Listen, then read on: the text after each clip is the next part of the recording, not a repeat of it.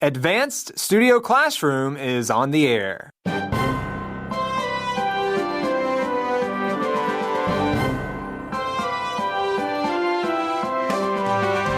Join us today as we discuss a revolutionary pet feeding system.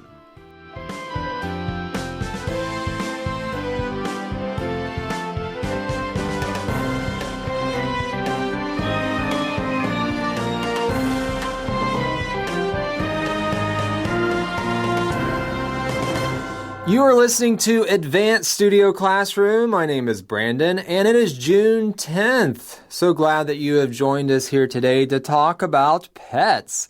And who other to have on a show like this than Hazel. Hazel's here in the studio. Welcome. Well, thank you. Yes, here I am, and I do have a few pets, so we can talk about them. Yes, and we also have Jack here today. Welcome back, Jack. Thank you very much. And I technically do not have pets. My roommates have pets, but I do help care for our cats, and I change their water and their food pretty frequently. So, yeah, I can talk a little bit about this. Well, we are talking today primarily, on the first 2 days anyway, about dogs and this revolutionary pet feeding system. Now, Jack, you just mentioned you help take care of cats, and Hazel, you mostly have dogs, correct? Yes, I have 3 dogs. And no cats, right? No cats. So I didn't grow up with cats. I grew up with dogs, but I have observed that cats do seem a bit easier to take care of. Do you think that's true, Jack? Well, it's interesting if we talk about feeding cats, because I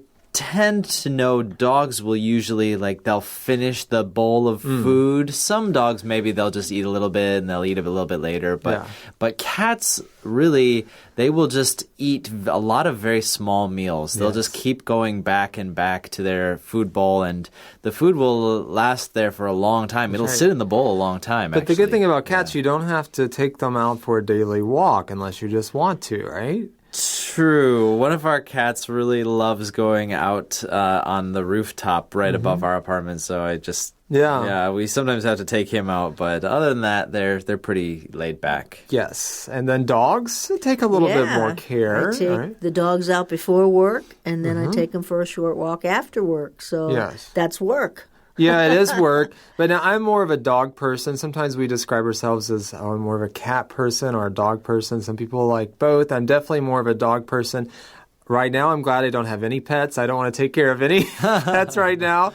But I tend to like dogs more. I think I just grew up with them. We're used to them, and I like them. And obviously, Hazel, I guess you prefer dogs because you have a few of them. Yes, I've had cats in the past when I lived in the States, and I enjoy cats. But if you have to choose, I think dogs. I like dogs a little bit better. All right. And Jack, did you grow up with pets? I grew up with some smaller pets. We had fish, some small rodents like hamsters, and I think that was about it. Yeah. I don't think we had any kind of lizards or frogs. Okay. Yeah, so right. yeah. Well, I grew up in the countryside, so we had all kinds of animals, but they weren't necessarily our pets. They would just come up, right? We had a wild fox, deer, wild turkey, all those sorts of things. But as far as pets go, I had dogs, and I also had a horse growing up, which that can take a lot of work. I had horses too. Yeah, they're a lot of work, aren't they? They can be. I was fortunate we had enough land that we could just let them graze on the grass, and of course I would give them extra food. Yes. So just the going out and feeding them in the morning and feeding them at night, that's work. Yeah. But yeah, you're right. It is work now that I think about it. Yeah, and the winter time, in the water freezes up, you have to break it up and that sort of thing so they can have something to drink. We had a little tiny creek or a little tiny stream. Oh, nice. Very small, but enough that they could drink out of. So, that's perfect. And it never froze over, maybe once. So there you go. We didn't have to do that as much, but still, it is a little bit of work, yes. But horses are just such beautiful animals. My goodness. Absolutely. Listeners, I hope you get the chance to ride a horse at least once in your lifetime. Yeah, you can go horseback riding where they're already trained and you don't have to feed them or take care of them. Perfect, That's right. Or That's clean what I up did. after them. Sometimes you need to keep them in a small area at night, a stall or a little room for a horse, and then you have to clean up after them. And they're big animals. Yes, they make are. a big mess. They do make a big mess. They are beautiful, though. Well, we are talking about dogs and this pet feeding system. We're on page 22. The title of our article is Pet Talk.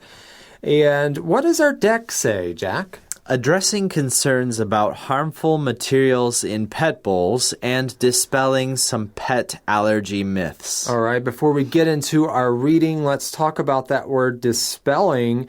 We're going to dispel some myths on day 3. What does it mean to dispel something? To get rid of a certain thing, to get rid of an idea here. So there's a myth, some things that are not true, and we're going to take away those ideas. That's right. But for the first 2 days, we're going to address concerns about harmful materials in pet bowls. We often think about as humans what we eat could be dangerous, but maybe we don't always think about our pets and what they're eating out of and how that could possibly be dangerous. We're on page 22. Right now, we'll have our first reading there in the left-hand column down through line 21.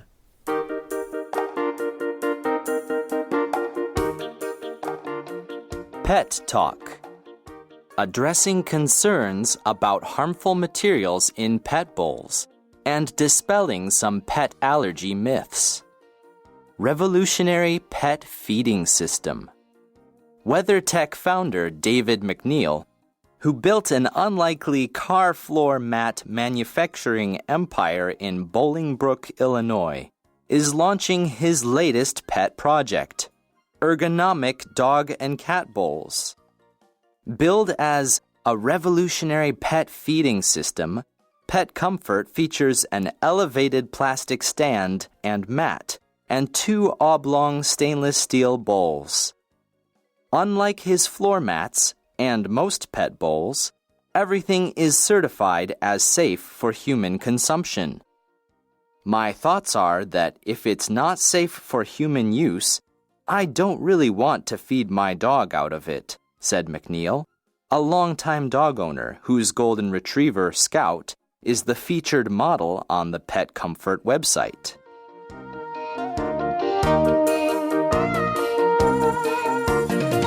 Thanks, Jack. Right here in the studio with us, reading the article and on the air for this program, putting you to work. Now, Jack, you mentioned before we started the program that you lived in Chicago a while and you noticed the WeatherTech presence there, right? That they had a lot of ads and so forth. The company that we're talking about here today. For sure. It was everyone living in Chicago, you know about WeatherTech. It's a Chicago company, and you would see signs and billboards up for it everywhere. Their floor mats are very popular. I mean, Chicago is a wintry kind of location. We get a lot of snow, and so the floor mats are really popular, and yeah, it's a pretty well-known company. It's also a windy city. It is. I don't think the floor mats have anything to do with that. But. That's what they say. Right. Why are his floor mats better than other floor mats? Do you know? Now, these are mats that you put in your car. Some of us don't have cars, but so you put it on the car so that when you get in and out of the car, the dirt doesn't actually get inside the car. So I think the reason that they're popular is because most floor mats that come in the car are, say, like they have like a fabric or a carpety texture. His floor mats are like really thick rubber, and they have even a kind of almost like a depth to them where they will hold like some like if you trek in your car with some snow, it will melt and it will stay in the floor mat, and you can just empty it out. And so they're kind of they're supposed to be very like. You can just get ice, snow, spill your coffee on it. Very durable. Yeah, exactly. Keep the floor of your car nice and protected. So they may not necessarily look fancy or pretty, right? If you're looking for that, you make it something else. But this is very practical. Although they do make a lot of shapes that are designed for very specific models of cars. So they are also supposed to fit very well, depending on which car you have. All right. So that's what WeatherTech is up to. But they're also into pet feeding systems, apparently.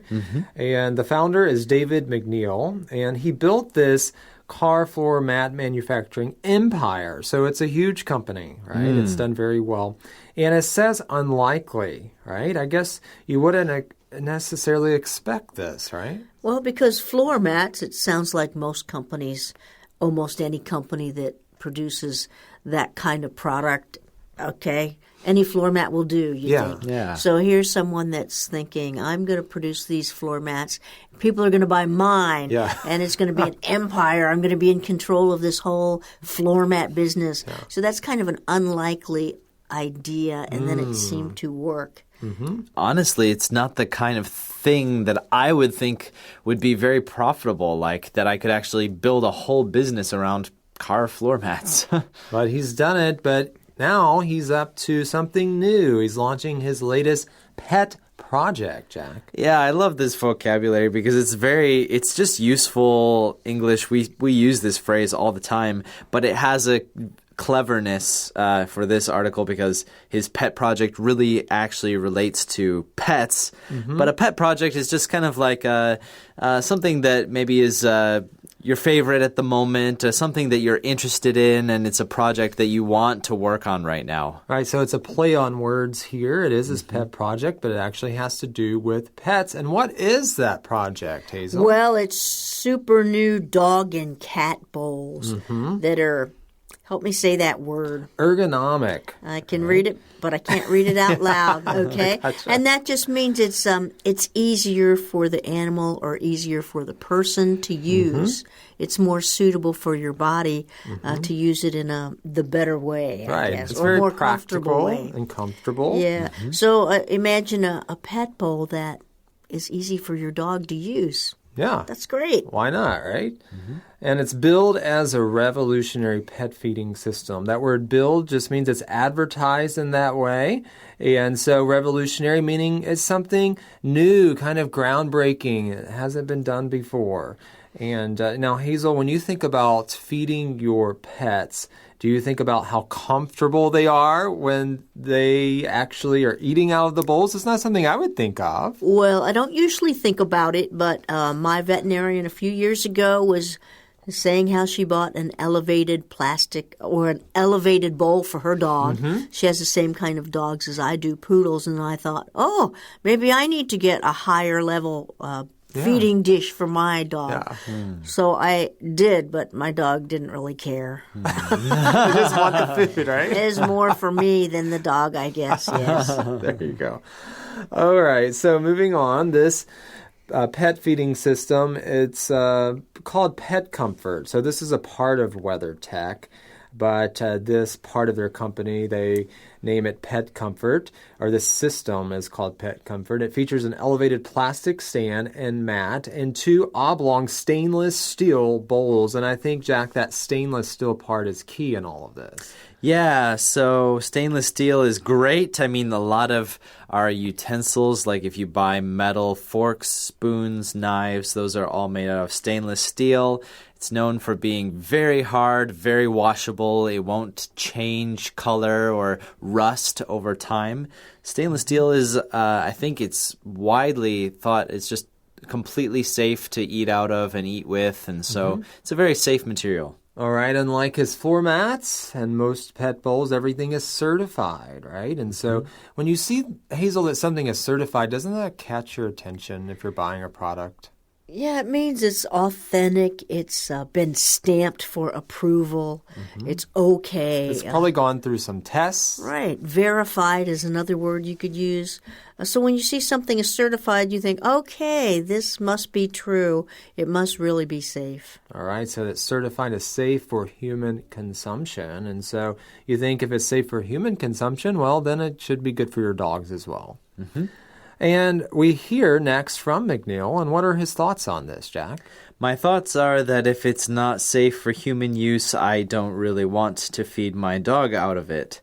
And yeah, I mean, it makes a lot of sense. I know in some ways we don't think about, I'm just not inclined to think about the same kind of problems that we as humans face for my animals. For instance, I know that, well, maybe my dogs and my cats seem like they are tougher than I am sometimes, and they can handle more things. But of course, it makes sense. If something would hurt me, then there's a good chance it might hurt them too. That's right, and we have to be careful what animals eat. We've had articles about what not to feed your dogs, right? Like don't feed them chocolate, or they can't really take sugar and so forth. And so we need to be careful with what we feed them as well, not only what we're feeding them out of. So these are McNeil's thoughts, and he is a long-time dog owner, and they actually use his golden retriever for ads. You see that on billboards. No doubt those are also in Chicago because that's where they're based there in Illinois.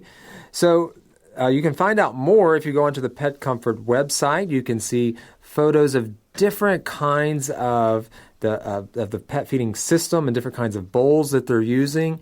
As Hazel was talking about, they have these elevated pet bowls. So I guess it's just more comfortable for your dog to eat out of. Well, they don't have to put their head down as much.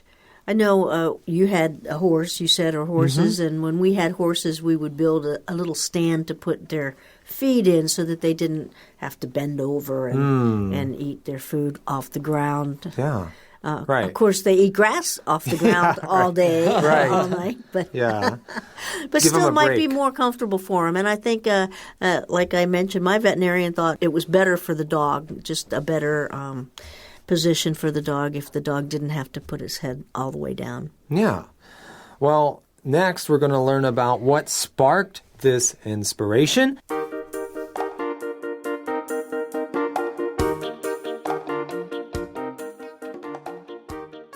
What sparked the inspiration? McNeil was inspired to create the pet bowls after losing his last 3 dogs to cancer. He believes toxic materials in pet bowls contributed to their deaths. He pointed to a 2012 recall of imported Petco stainless steel bowls that contained radioactive cobalt-60 as a catalyst for his new venture, and a cautionary tale for pet owners. I'm offended by people who think they can get away with substandard materials or quality control for things to do with our pets, McNeil said. Petco coordinated with the Illinois Emergency Management Agency on the recall, which was limited to pet bowls from 2 shipments. The agency issued a news release at the time assuring consumers that the contaminated bowls posed no immediate health risk. The Pet Comfort feeding system includes NSF-certified stainless steel bowls, an antimicrobial mat, and a design that makes it easier to reach that last piece of kibble, especially for older animals, McNeil said.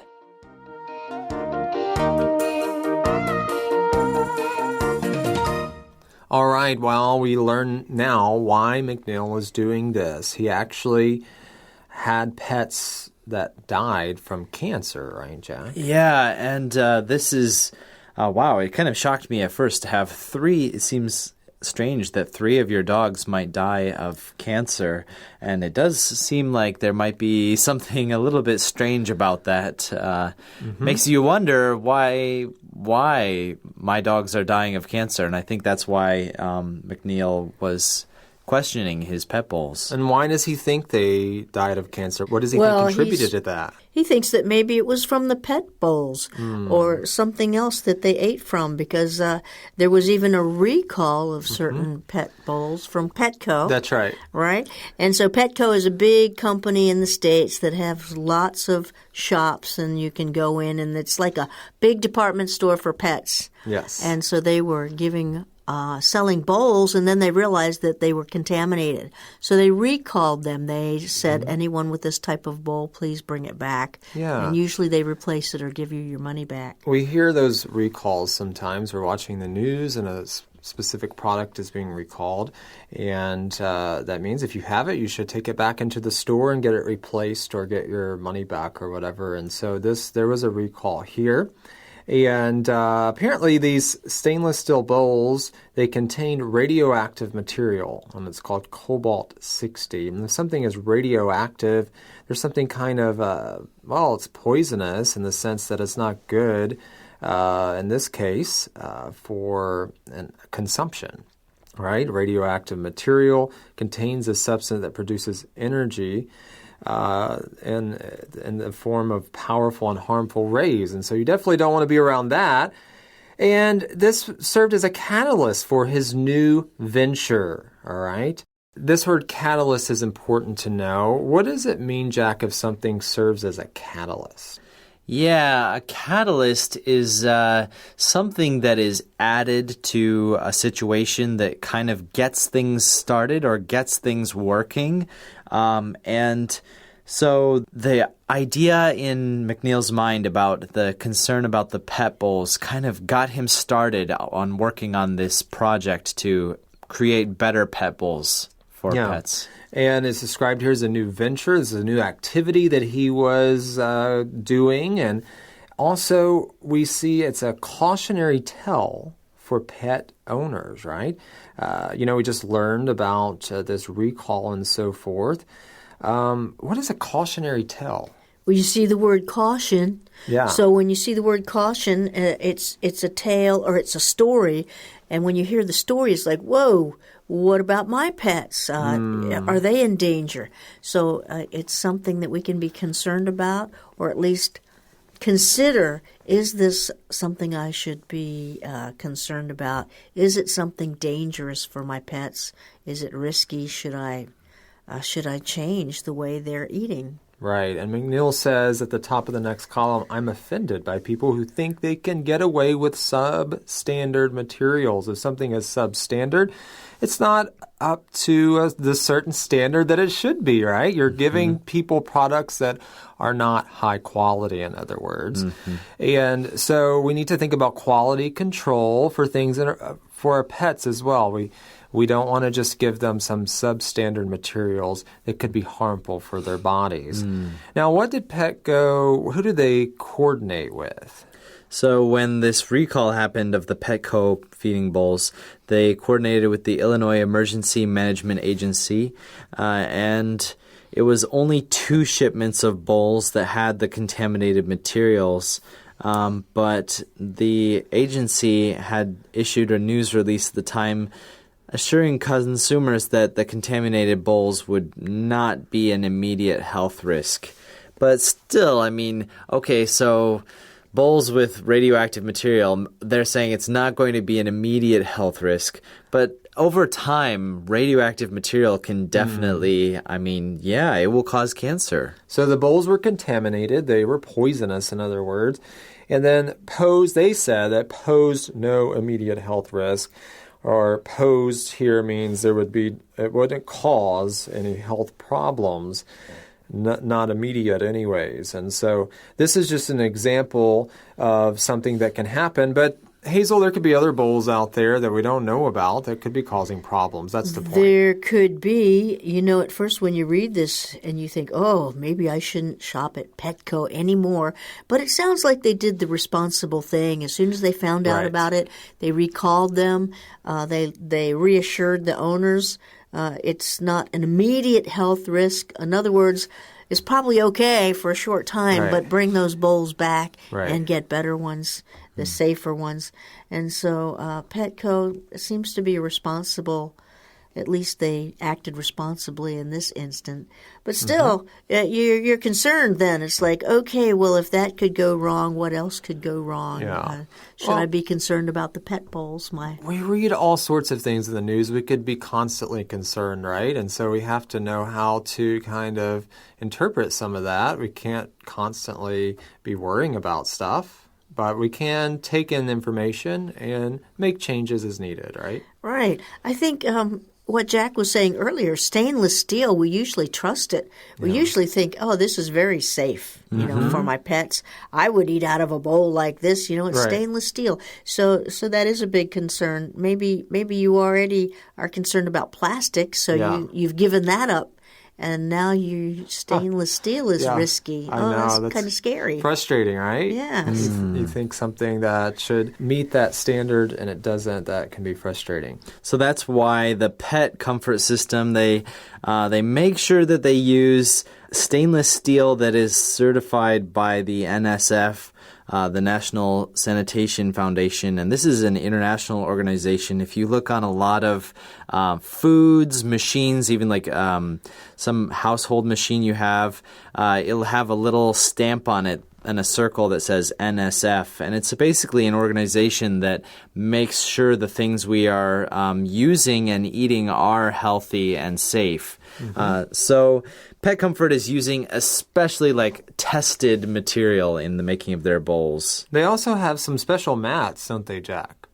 Yeah, so they have these mats underneath the bowls, probably to catch water and other things, maybe wet food. And the mats are antimicrobial, and that's really great because, it's maybe not every day that you would wash a mat underneath the pet bowls, and you don't want any kind of microbes or bacteria growing on those. That could also make your pet sick. That's right. And also, we talked about these bowls are ergonomic, and we see here why. It makes it easier for the dog to reach that last piece of kibble. That's right. The shape of the bowl isn't a complete circle. It's kind of one end is a little bit longer than the other, so perhaps the dog can put his chin down in it, or maybe that's where the kibble ends up. I don't know, but it's not round. It's a different shape. Hopefully that makes it easier for the dog to eat all of its food. And kibble is just referring to a little piece of food. Yeah, a little piece of dry dog food. Yeah, right. We call that dog kibble. And that's different than the wet food you would get in a can or aluminum dish or something. All right, well, before we end today, we have one last reading to learn more about the variety of bowls.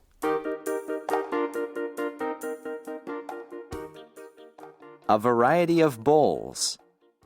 Manufactured at his Bolingbrook floor mat factory, there are 8 sizes based on pet height and 11 colors to choose from. About 100 of his employees are dedicated to the Pet Bowl project, and he is hoping to hire more workers if demand ramps up.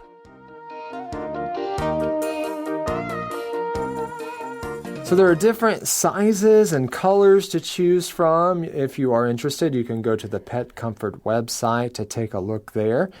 And we see that his employees are dedicated to the Pet Bowl project, 100 of his employees there at WeatherTech, so a lot of people involved. They're hoping for, more workers if demand ramps up or if there is an increase. Well, we have more to talk about tomorrow concerning WeatherTech and their new Pet Comfort feeding system, so join us tomorrow for day 2. Until then, this is Brandon, Hazel. And Jack. saying goodbye. Goodbye. Bye.